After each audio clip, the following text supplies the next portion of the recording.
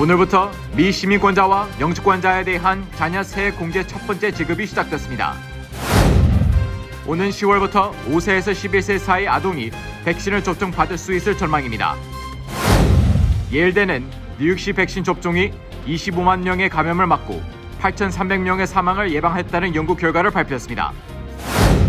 제약회사 존슨앤존슨이 암 유발 물질 검출로 자외선 차단제 5종류를 리콜했습니다. 맨하튼 상가 임대료가 최저가를 기록한 가운데 이를 기회 삼아 레스토랑 계약이 증가하고 있습니다. 내일까지 뉴욕시에 폭염 경보가 내려졌고 폭우가 내리는 곳이 있을 전망입니다.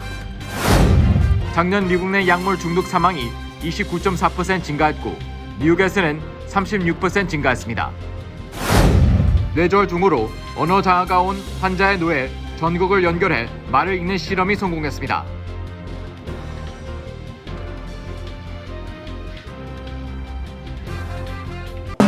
노아은행 맨해튼 지점이 한인타운 중심부인 31가와 32가 사이 피프스 아비뉴 1층으로 확장 이전했습니다. 동포사회에 꼭 맞는 다양한 상품과 고객 만족 서비스로 여러분께 다가가겠습니다. 한인 비즈니스의 내일을 생각하는 은행 노아은행, 멤버 FDIC and Equal Housing Lender.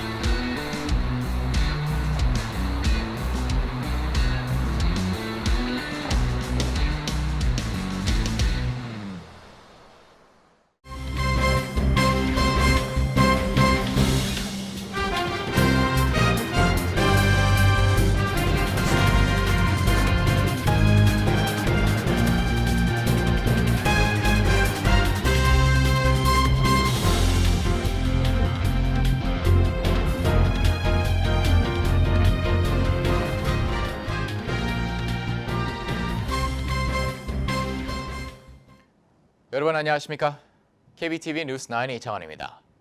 오늘부터 미 시민권자와 영주권자의 자녀 세액 공제에 대한 첫 번째 지급이 시작됐습니다. 국세청은 자격을 갖춘 가정 중 80%는 직접 환급을, 나머지 20%는 수표나 직불카드로 지불할 예정입니다. 첫 번째 소식 김은지 기자가 전해드립니다. 조 바이든 행정부가 1조 9천억 달러 규모의 미국 구조 계획에 따른 아동수당으로 각 가정에 세액 공제 형태로 지급하겠다고 발표한 가운데 재무부가 오늘부터 전국 수천만 명의 부모들에게 첫 달분 지급을 하기 시작했다고 밝혔습니다. 오늘 재무부는 이번 지급금이 약 6천만 명의 조건을 갖춘 자녀가 있는 가정에 총 150억 달러가 돌아갔다고 밝히며 각 가정에서는 수령에 차질이 없도록 주요 사항들을 다시 검토할 것을 당부했습니다. 이번 세액공제 지침에 따르면 소득 하위 88%에 해당하는 가정에 한해 6세 미만의 자녀가 있는 가정은 각 자녀당 매월 300달러씩 지급받아 최대 3,600달러를 받게 되며 6세에서 17세 자녀가 있는 가정은 자녀당 매월 250달러씩 지급받아 최대 3,000달러를 받게 됩니다. 국세청은 아동의 나이 기준을 2021년 말까지로 결정했기 때문에 올해 17세지만 내년에 만 18세가 되는 청소년들은 내년에는 공제 자격이 사라집니다. 이번에 지급되는 금액은 자녀 세액 공제 금액의 절반인 선불금입니다. 올해 2021년 소득세 신고서를 내년 4월 15일까지 제출할 경우 나머지 절반을 지급받게 됩니다. 사실상 미국 4차 재난지원금으로 내년에 받을 자녀 세액 공제의 절반을 미리 받는 개념입니다. 지금 선급금을 받지 않고 내년에 세금 신고할 때 전액 환급을 받는 방법도 가능합니다. 또 그렇기 때문에 근로소득이 없거나 소득세를 내지 않아도 혜택을 받을 수 있습니다. 이번 공제 혜택은 이번 달 7월부터 약 6개월간 효력이 지속돼 올해 말, 즉 12월 15일까지 이루어질 예정입니다. 또 특별한 이유가 없는 한 매월 15일에 지급받을 수 있습니다. 더 자세한 사항은 IRS 홈페이지를 통해 확인할 수 있으며 본인이 받게 될 공제 금액도 계산해 볼 수 있습니다. 이번 세액공제는 지난 3월 바이든 대통령이 서명한 1조 9천억 달러 규모의 코로나19 긴급부양책에 포함되는 것으로 유효 기간이 정해져 있습니다. 때문에 바이든 행정부는 이 복지 제도를 2025년까지 4년 연장하거나 영구화하자고 제안하고 있습니다. 한편 백악관은 이 같은 세액공제 혜택으로 미국의 아동 빈곤을 최대 50%까지 줄일 수 있을 것으로 내다봤습니다. KBTV 뉴스 김은지입니다. 오는 10월 중 5세에서 11세 사이인 아동들도 백신을 접종할 수 있을 전망입니다. CNN은 15일 전국적으로 코로나19 환자가 급증하면서 많은 학부모들이 12세 이하 어린이용 백신이 나오기를 기다리고 있다며 제약회사 화이자가 9월 중 FDA의 어린이용 백신 긴급 사용 승인을 신청할 예정이라고 보도했습니다. FDA가 9월 중 화이자의 백신 사용을 승인하면 11월 중에는 시중 공급이 가능해집니다. 모더나는 생후 6개월에서 11세 사이 어린이 약 6,700명을 대상으로 임상시험을 진행하고 있습니다. 그러나 모더나는 사용 승인 신청 예정일 등 타임라인을 공개하지 않고 있습니다. 베일러 의과대학 백신 학자인 피트 호테츠 박사에 따르면 화이자와 모더나는 공립학교가 계약하는 올 가을 출시를 목표로 백신 개발을 서두르고 있습니다.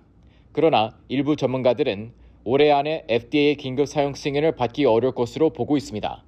어른용 백신과 달리 어린이용 백신 경우 접종량, 접종 횟수, 부작용 등이 나이에 따라 다르기 때문입니다. 백신 전문가에 따르면 어린이용 백신 개발 과정에서 가장 중요한 것은 딱 알맞는 주사량을 결정하는 것입니다. 주사량이 너무 적으면 바이러스에 대한 면역 반응이 약해질 수 있습니다.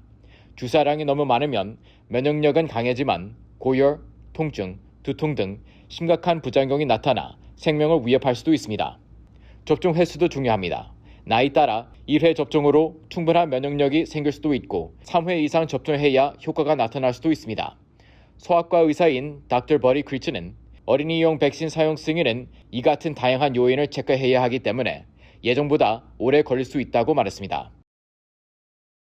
예대 연구진이 뉴욕시의 빠른 백신 접종 확대가 수십만 명의 코로나19 감염을 막고 현재 변이 바이러스 확산세에도 예방 효과를 보이고 있다고 보고했습니다.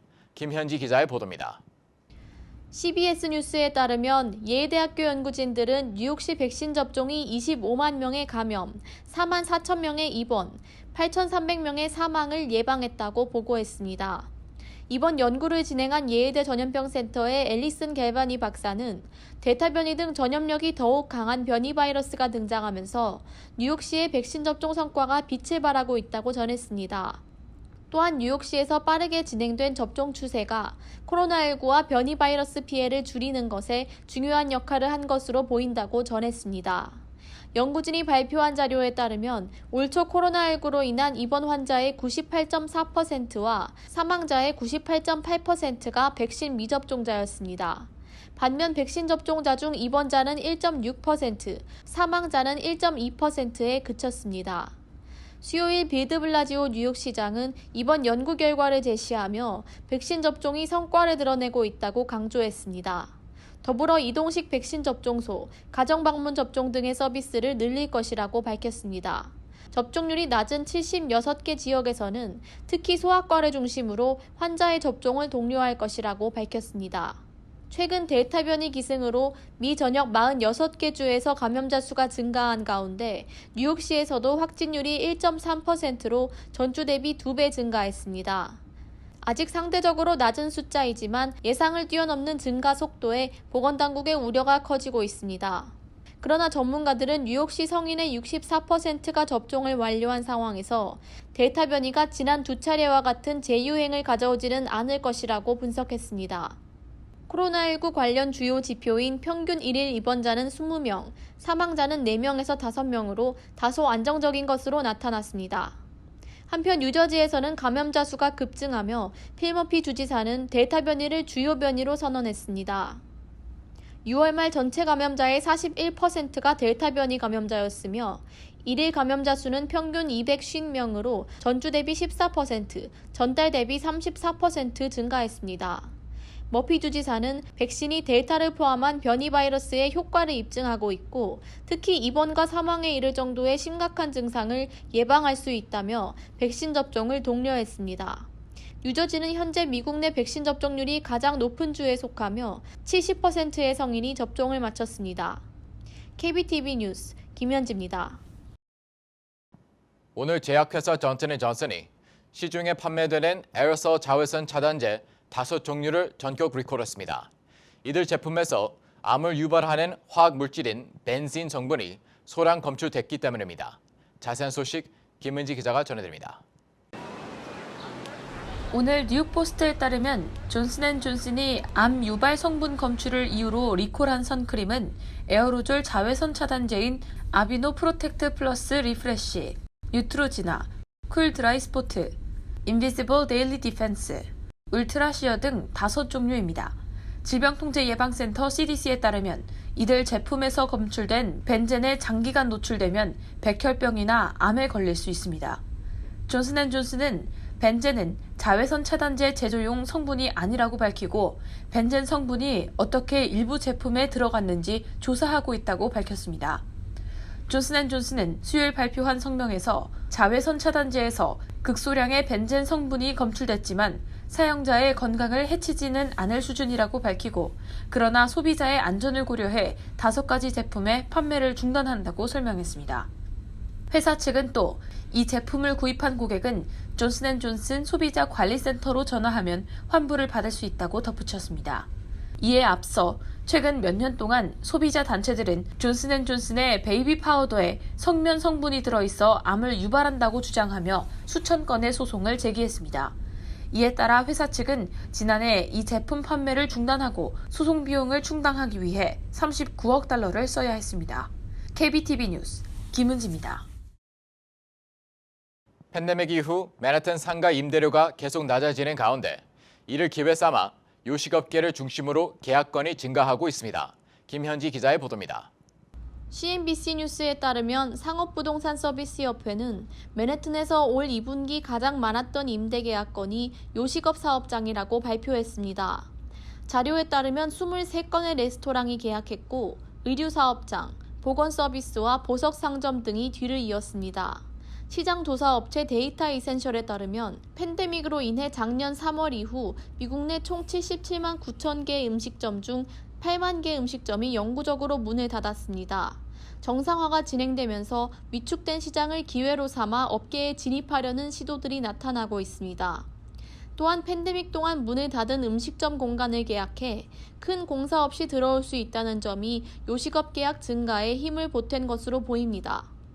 이번 분기 맨해튼에서 이루어진 가장 큰 계약건은 남미 레스토랑 라카사 델 모퐁고가 헤럴드 스퀘어 근처 15,000 스퀘어피트 규모의 상가를 임대한 것이었고 샐러드 체인점 스위트 그린과 햄버거 체인점 쉐익쉑도 지점을 늘릴 것을 발표했습니다. 상업부동산협회 글로벌 서비스팀 데이비드 라피에르 부회장은 현재 맨해튼 음식점들이 매출 상황을 맞고 있다는 한편 더 장기적인 성과를 기대하는 임차인들에게는 다소 기회주의적인 접근일 수 있다고 전했습니다. 올해 맨해튼 상가 임대료 제시액은 전년 대비 10.7% 감소해 스퀘어피트당 평균 $615로 10년 만에 최저치를 기록했습니다. 특히 소호 스프링 스트리트의 임대료는 22.9%로 가장 크게 떨어졌고 뒤이어 타임스퀘어 역시 22.5% 감소했습니다. 임대 계약 속도 역시 지난 8분기 동안 하락했고 비어있는 1층 점포는 290개로 역대적인 숫자를 기록했습니다. 임대주들은 점포 보수 비용 지원, 무료 임대기간 등을 활용해 세입자를 유치하려 노력 중입니다. 레스토랑 임대가 활성화되면서 맨해튼 상가 임대 시장 회복이 힘을 얻을 것으로 전망됩니다. KBTV 뉴스 김현지입니다. 며칠간 지속된 흐린 날씨에 이어 오늘 뉴욕에는 폭염 경보가 내려졌습니다. 국립기상국은 내일 오전 11시부터 8시까지 무더위에 주의할 것을 경고했습니다. 보도에 김은지 기자입니다. 국립기상국은 고온과 함께 찾아온 높은 습도로 열사병에 주의할 것을 당부했습니다. 무더웠던 오늘 최고 기온은 90도에 근접했고 체감 온도는 95도에 달했습니다. 기상당국은 오늘 새벽 국지적으로 비가 내리고 뇌우가 발생할 수 있을 것으로 보고했습니다. 내일은 최고 기온이 92도로 대체로 맑고 덥지만 오후 5시부터 9시 사이 비가 내리고 폭우가 쏟아지는 곳이 있을 것이라고 예보했습니다. 토요일에는 60%의 강수 확률이 예보돼 있으며 오후 3시 이후 폭우가 쏟아지는 곳이 있을 것으로 보입니다. 최고 기온은 87도로 덥고 습한 날씨가 주말 내내 이어질 것으로 예상됩니다. 지난주 폭우를 시작으로 뉴욕과 뉴저지 일원에서는 플로리다를 방불케 하는 고온다습한 날씨가 이어지고 있습니다. 뉴저지, 뉴욕, 펜실베니아 기상예보업체 회장 스티븐 디마티노는 동남쪽에 버뮤다 하이라고 불리는 반구가 시계 방향으로 순환하며 바하마와 멕시코만의 덥고 습한 공기를 올려보내 마치 열대 지역과 같은 기후를 형성하고 있다고 분석했습니다. 또 메인만 위에서 형성된 열대 기압이 캐나다의 해양성 공기에 부딪혀 순환이 차단돼 이 같은 현상이 심화된 것으로 분석했습니다. 무덥고 습한 날씨는 앞으로 일주일간 더 지속될 것으로 보이며 8일에서 10일간 소강했다가 8월에 다시 이어질 것이라고 전망했습니다. 한편 지난주 이어진 폭우로 뉴욕과 뉴저지에서 2만 5천 건 이상의 정전 피해가 잇따랐습니다. 오늘 앤드류 쿠오모 뉴욕 주지사는 작년 열대폭풍 아이샤스 당시를 비롯해 수년간 90만 명의 주민을 정전 피해에 빠뜨렸던 콘 에디슨, 오렌지 앤 라클랜드 유틸리티스, 센트럴 허드슨 가스 앤 일렉트릭 코퍼레이션, 프론티어 커뮤니케이션스 등 4개 회사에 대해 8,620만 달러 배상금 판결을 내렸습니다. KBTV 뉴스 김은지입니다. 질병통제예방센터 CDC는 작년 미 전국에서 약물 중독으로 인한 사망이 29.4% 증가했으며 뉴욕시에서는 36% 증가했다고 발표했습니다. CNN 뉴스에 따르면 작년 미국 내 약물 중독 사망자는 전년 약 7만 2천 명에서 올해 9만 3천 명으로 30% 가까이 증가했습니다. 합성아편, 메탄페타민과 같은 각성제 복용으로 인한 사망 역시 증가한 것으로 보고됐습니다. 또한 코케인 중독 사망과 진통제로 쓰이는 천연과 반합성 아편으로 인한 사망도 늘었습니다. 국립약물남용연구기관의 노버 볼카 회장은 역사상 가장 높은 약물 중독 사망자 수이며 1999년 이래 가장 큰 연간 증가폭이라고 밝혔습니다. 코로나19로 인한 불안정한 상황으로 약물 복용이 증가했고 구제 조치가 미흡했다고 지적했습니다. 최근 약물 중독 사망건에서 오피오이드 남용이 가장 큰 부분을 차지했는데 사망자는 2019년에 5만 963명에서 2020년에 6만 9,710명으로 증가했습니다. 일부 정부 의원들은 합성 오피오이드를 승인한 식약청과 제조사의 책임을 돌렸습니다. 오피오이드를 사용한 진통제 악시카틴의 제조사 퍼듀 파마는 잘못된 약물 홍보 방법으로 주 정부들로부터 기소당해 45억 달러 합의안을 내놨습니다. 오피오이드를 과다 처방해 환자들을 중독에 빠뜨린 의사들에게도 책임이 지워졌습니다. 존스 홉킨스 공공보건대학의 부학과장 조슈아 샤프슨 박사는 이미 오피오이드 사용이 승인된 상황에서 처방과 사용에 대한 감독을 개선할 것이 중요하다고 전했습니다. 또한 체계적인 자료 분석과 목표 설정 등이 이루어졌던 코로나19 대응 방법을 약물 문제 해결에도 적용해야 한다고 주장했습니다. 뉴욕의 약물 중독 사망은 36%로 미국 평균을 훨씬 뛰어넘었습니다. 브리짓 브레넌 특수마약 검사는 진통제 하나인 펜트놀이 뉴욕시를 통해 전국에 불법 거래되고 있다고 전했습니다. 펜트놀은 헤로인보다 50배 강력한 것으로 알려졌으며 코케인 등 다른 약물과 합성되어 거래되는 것으로 전해졌습니다. 캘리포니아 대학 연구진이 뇌졸중으로 언어 장애가 온 참가자의 뇌에 전극을 연결하여 말을 읽는 것에 성공했습니다. 뇌에서 보내는 음성 파장을 해독하는 이 기술은 언어 장애 환자들이 말을 할 수 있는 통로가 될 것이라는 해석입니다. 김현지 기자의 보도입니다. 뉴욕타임즈에 따르면 연구진들은 15년 전 뇌졸중으로 말을 할 수 없게 된 남성의 두뇌 언어 담당 부위에 전극을 이식하고 구강에는 모터 장치를 달았습니다.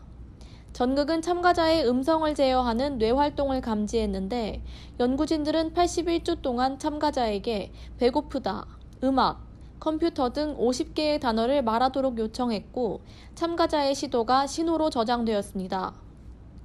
연구진이 공개한 영상에 따르면 인공지능이 참가자에게 질문을 건네자 참가자의 답변이 뒤이어 출력됐습니다. 첫 번째 문장은 내 가족이 밖에 있어요 였으며 그 밖에 안경을 가져다 주세요. 간호사가 밖에 있어요와 같은 문장도 출력됐습니다.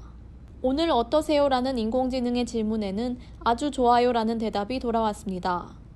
이번 연구를 지도한 에드워드 창 신경외과 박사는 말을 할 수 없는 사람의 두뇌에서 완전한 문장을 해독한 첫 번째 성공 사례라고 밝혔습니다. 연구진에 따르면 인공지능은 단어 한 개에 대해서는 75%의 정확도를 보였고 전체 문장은 50% 이상 정확히 읽었습니다.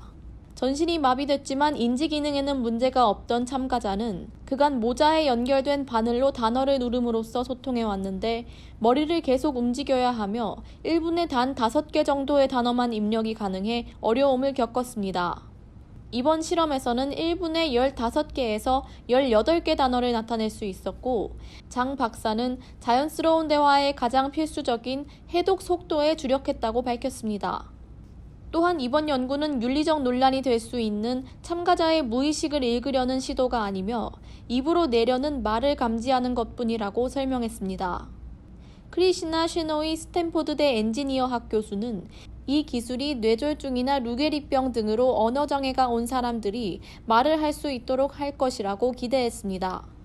KBTV 뉴스 김현지입니다. 뉴 밀레니엄 뱅크에서 SBA 론 빅 프로모션을 실시합니다. 첫째, 클로징 기준 융자 금액 3%의 SBA 보증 수수료를 면제해드립니다. 둘째, 향후 3개월 동안 원금과 이자를 대신 내드립니다. 셋째, 최소 10% 다운으로 건물 구입과 융자 신청이 가능합니다. 위 내용은 SBA 승인을 대상으로 하며 모든 대출자가 자격이 되는 것은 아닙니다. 본 혜택은 2021년 9월 30일까지이며 SBA에 의해 조기 종료될 수 있습니다. 기타 약관과 조건이 적용되며 프로그램과 약관과 조건은 예고 없이 변경될 수 있습니다. FDIC 멤버 앤 이퀄 하우징 렌더. 오늘 오전 맨해튼 어퍼이스트 사이드 도로 한가운데 커다란 싱크홀이 생겼다는 신고가 들어와 공사가 진행 중에 있습니다. 이스트 89번 스트리트와 요크 애비뉴에 위치한 이 싱크홀은 도로의 한 레인을 거의 모두 덮을 정도의 크기로 그 위를 다니던 행인이나 차량이 있었다면 자칫 큰일로 이어질 수 있었던 상황입니다. 다행히 보고된 부상자는 없으며 주변 가정에서도 가스나 전기 공급에 영향을 주지 않은 것으로 밝혀졌습니다. 현재 이 도로는 통행이 제한되고 공사를 진행 중에 있으며 때문에 운전자들은 대체 경로를 찾는 것이 필요하겠습니다. 어제 AP통신에 따르면 뉴욕주 빈곤가정 및 장애지원국은 지난 6월 1일부터 프로그램 신청을 받아 현재까지 신청자가 12만 명에 달하고 있지만 지원금이 랜드로드에게 지급되기까지는 수주가 더 걸릴 것으로 보입니다. 보도에 따르면 어제 당국의 대변인은 현재 신청자가 10만 명을 넘어섰고 당국은 하루 평균 7천 통의 문의 전화를 받고 있다며 지원금은 몇 주 내로 지급되기 시작할 것이라고 밝혔습니다. 브라이언 카바노프와 로버트 잭슨 뉴욕주 상원의원 등이 뉴욕주 빈곤가정 및 장애지원국의 느린 프로그램 속도, 온라인 신청에서 빈번하게 발생하는 에러 등의 이유로 당국에 대한 청문회를 열 것을 촉구하고 있습니다. 오늘 뉴욕주 정부는 뉴욕시의 대기질에 주의경보를 발표했습니다. 뉴욕주 환경보전부의 기상학자들은 뉴욕시 내 높은 수준의 대기 오염을 예측해 오전 11시부터 오후 11시까지 주의경보를 발동시켰습니다. 전문가들은 특히 최근 밖에서 격렬한 운동을 했거나 호흡기 질환을 앓고 있는 사람들은 활동을 제한하는 것을 고려해야 한다고 경고했습니다. 특히 운전을 할 때 차 내부 공기가 답답하게 느껴져 창문을 열거나 외기 유입 기능, 환기를 누르는 경우가 많은데 이런 경우 실내 공기는 더 나빠지는 것으로 나타났습니다. 이보다 창문을 닫고 에어컨을 켜면 외부에서 들어온 공기가 증발기를 통과하면서 냉각되고 이때 먼지가 증발기의 차가운 표면에 붙어 걸러져 실내 오염물질을 크게 줄일 수 있다고 조언했습니다. 뉴저지의 대표적 한인 밀집 학군인 테너플라이에서 초등학교 5학년 학생이 나치 지도자 아돌프 히틀러를 찬양하는 내용의 글을 과제로 제출하고 학교 건물에 전시까지 해 논란이 된 사건에 대해 결국 해당 과제를 담당했던 교사가 사임하기로 했습니다. 또 조사 기간 동안 행정휴직 처분을 받은 학교장은 복직한다고 밝혔습니다. 테너플라이 주민들에 따르면 모험 초교의 한 5학년 학생은 학교 과제 일환으로 히틀러의 성취에 대한 글을 제출했고 이후 이 글은 학교 교사의 승인을 받고 학교 복도에 최소 2주간 전시됐다는 사실이 지역사회에 알려지면서 커다란 논란이 일었습니다. 이에 해당 교사가 사임을 결정했고 교육위원회가 받아들인 것입니다. 또 학교장은 복귀가 결정됐지만 이번 사건과 관련해 지역사회에 사과하고 교육자로서 보다 책임감을 갖고 헌신하겠다는 입장을 밝혔습니다. 잠시 후 커뮤니티 브리핑을 전해드립니다. 노아은행 맨해튼 지점이 한인타운 중심부인 31가와 32가 사이 피프스 아비뉴 1층으로 확장 이전했습니다. 동포 사회에 꼭 맞는 다양한 상품과 고객 만족 서비스로 여러분께 다가가겠습니다. 한인 비즈니스의 내일을 생각하는 은행 노아은행, 멤버 FDIC and Equal Housing Lender.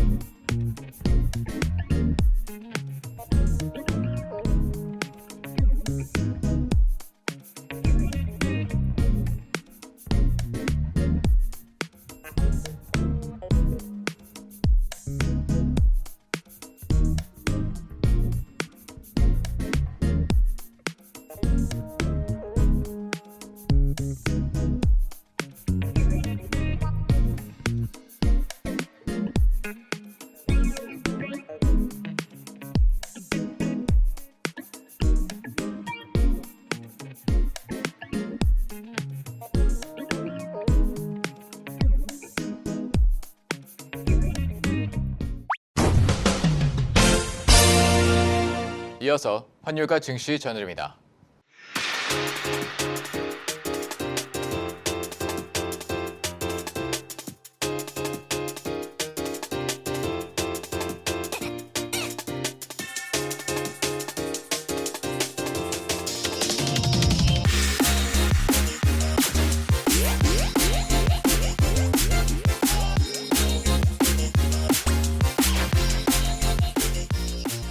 잠시 후 뉴욕과 뉴저지 날씨 전해드립니다.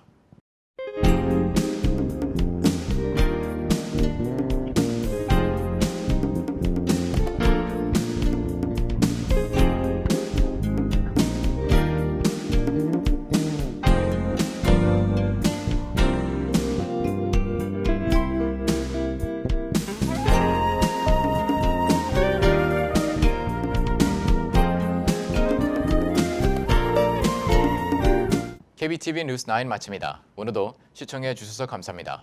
편안한 밤 보내시기 바랍니다.